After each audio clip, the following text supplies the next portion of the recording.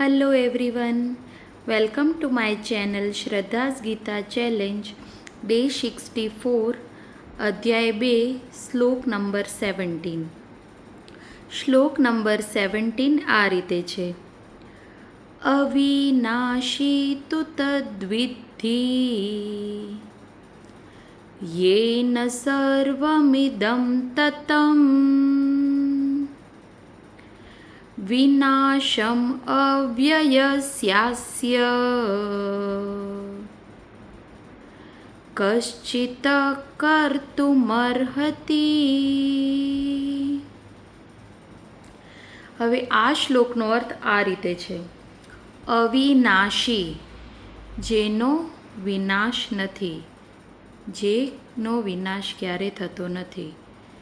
તું, પરંતુ, તું એટલે પરંતુ, અવિનાશી તું, તત એટલે છે, દ્વિધિ એટલે જાણ છે, તું એને જાણ. યેન જે, સર્વમિદં આખા, સર્વત્ર બધી જગ્યાએ, સર્વમિદં શરીરમાં આખા શરીરમાં, તતમ વ્યાપ્ત છે, વિનાશમ જેનો નાશ છે, વિનાશમ વિનાશમ અવ્યયસ્યા એટલે અવ્યયસ્યા જે અવિનાશી છે. સ્ય તે, સ્ય કશ્ચિતમ કોઈ પણ, કશ્ચિતમ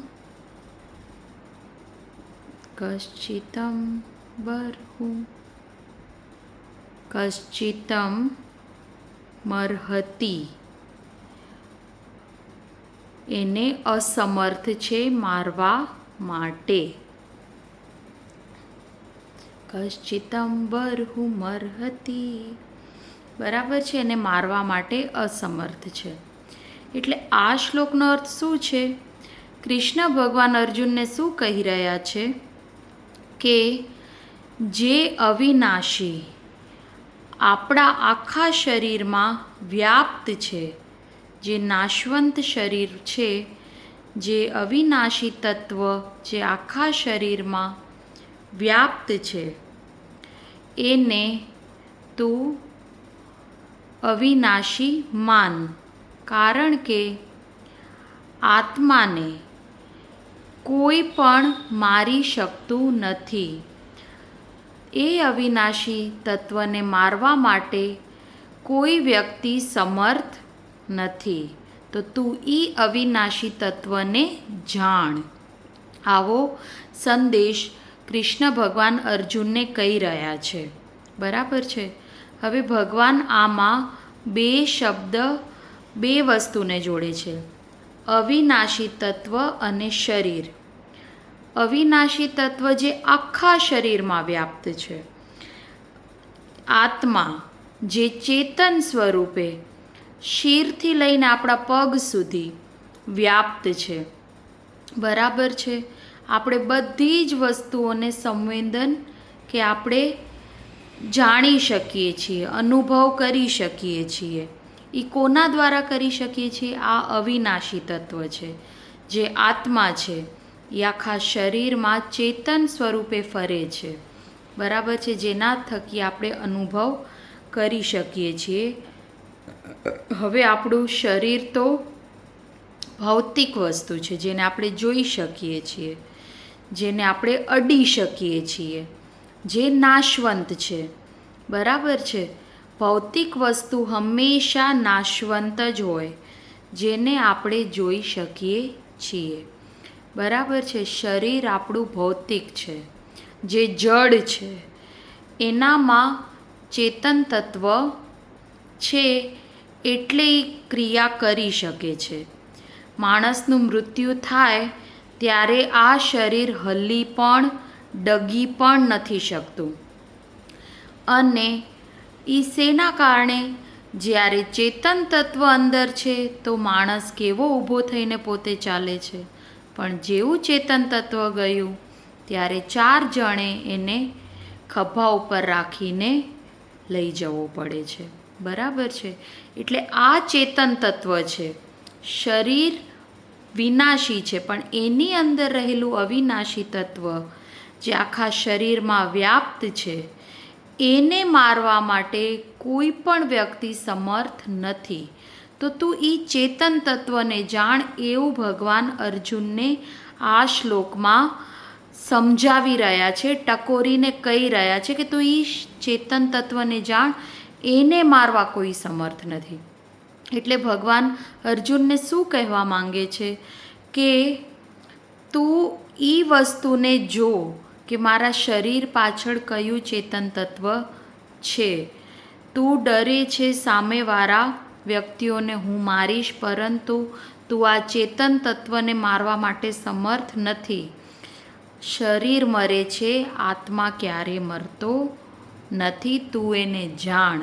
એટલે આ શ્લોક આપણને શું આપે છે? આ શ્લોક આપણામાં નિર્ભયતા ઉત્પન્ન કરે છે. જે ડર છે એને ઓછો કરે છે.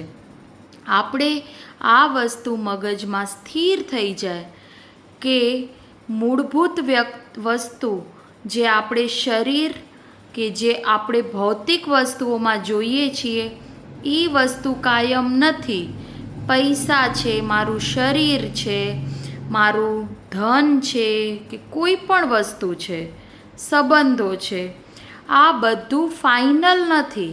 એ હું નથી. બરાબર છે.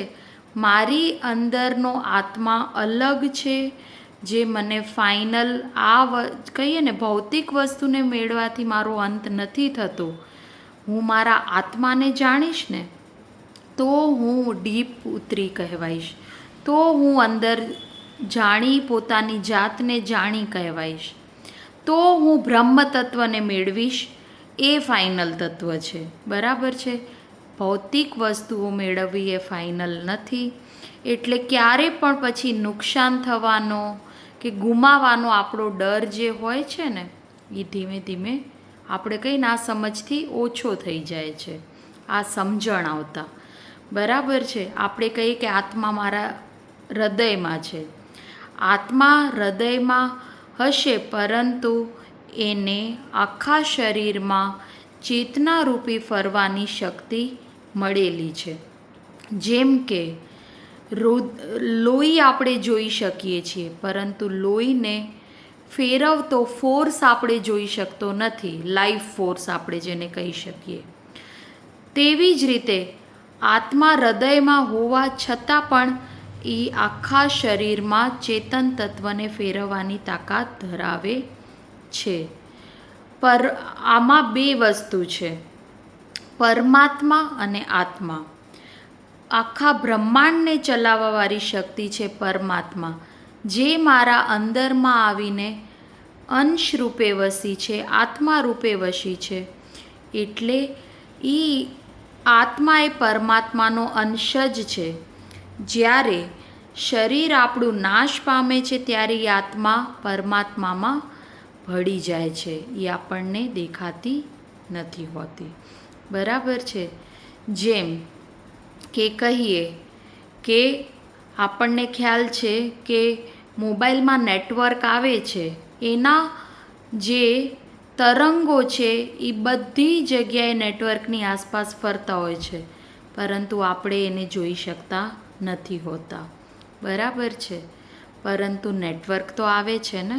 બરાબર છે. તો સેમ એવી જ રીતે આત્મા આપણને દેખાતી નથી, પરંતુ આપણા શરીરમાં સર્વવ્યાપક છે. જેમ દૂધમાં એક જગ્યાએ માખણ નથી હોતું, દૂધના કણે કણમાં માખણ હોય છે. બરાબર છે. આપણે એવું ના કહી શકીએ કે આ દૂધમાં અડધા જ ભાગમાં માખણ છે, અડધા દૂધમાં માખણ નથી. માખણ દૂધમાં કણે કણમાં છે, પરંતુ આપણે દેખાતું નથી. એવી રીતે આત્મા આપણા શરીરમાં પ્રત્યેક જગ્યાએ છે, પરંતુ આપણે એને અનુભવી શકીએ છીએ, જોઈ શકતા નથી. તો ભગવાન આપણને આ વસ્તુ આ શ્લોકમાં સમજાવી રહ્યા છે. તો તમને આ શ્લોક કેવો લાગ્યો? ગમ્યો હોય તો ચોક્કસ લાઈક કરો, મારા ચેનલને સબસ્ક્રાઈબ કરો. Thank you.